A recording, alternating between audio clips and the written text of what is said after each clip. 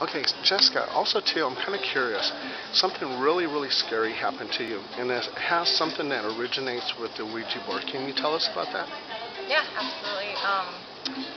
So a few years after the whole ghost thing that happened, I got into witchcraft. I was really intrigued with the occult and like spirits and ghosts, and I wanted to try to contact whatever was in my house. So a few years later, after that night, I got a Ouija board, and I wanted to be daring and play it on Halloween night. Makes for a good Halloween story, I guess. So I played Ouija board Halloween night by myself. My older sister was there at the time, Melissa, and my cousin Victoria was there, which she has like some sort of ability to see things. So she advised me not to do it, but I still did because I was stubborn back then. Plus, her mom was a Wiccan, and she explained how to do everything.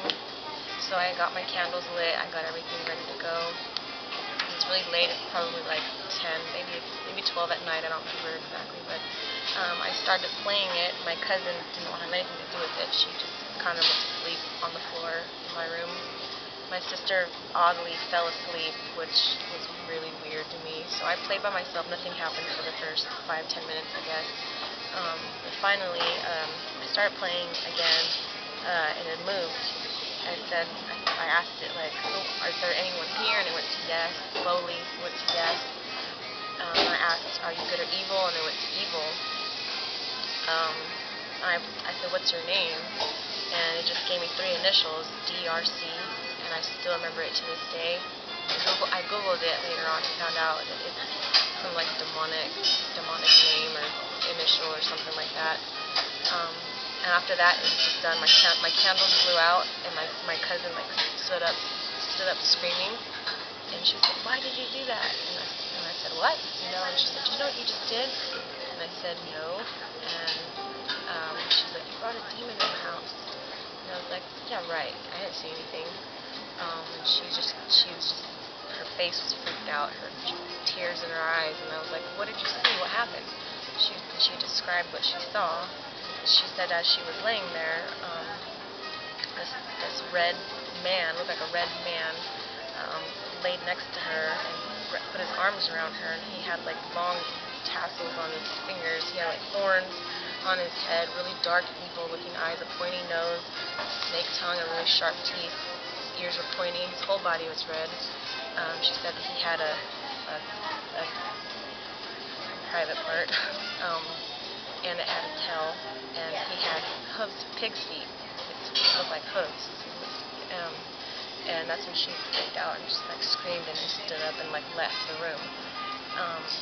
Right after that, I was like, I didn't believe her for a second, and all of a sudden this really warm feeling came into the room. It was just this really warm feeling, and I can't describe it. It was like a beautiful feeling. That's where the angels came in. Yes, this is where the angels came in, and her face lit up. Like I said, she could see things. She just looked towards like my mirror, and her face was like lit up, and she's like, "Oh my God, there's angels in here." I was like, "What?" And I was like, "Where? I don't see them." And she said, "They're looking at you, and they're going like this to you right now." And I was scared, like, oh crap. And I told her to describe them, and she said that they were tall as the ceiling. They were like dressed in white. They looked really beautiful. They just like looked really beautiful, illuminating beings. And that was it. They just like slowly disappeared after we were just there quiet for a minute, and they were gone. And then that warm feeling came in the room, and my sister woke up out of nowhere. My cousin was freaked out, and that was the end of that night, and they were just pissed at me the rest of the night for what I did. After that, all kinds of other weird stuff happened in my house. That's crazy. Yeah. Okay, thank you so much, Jessica.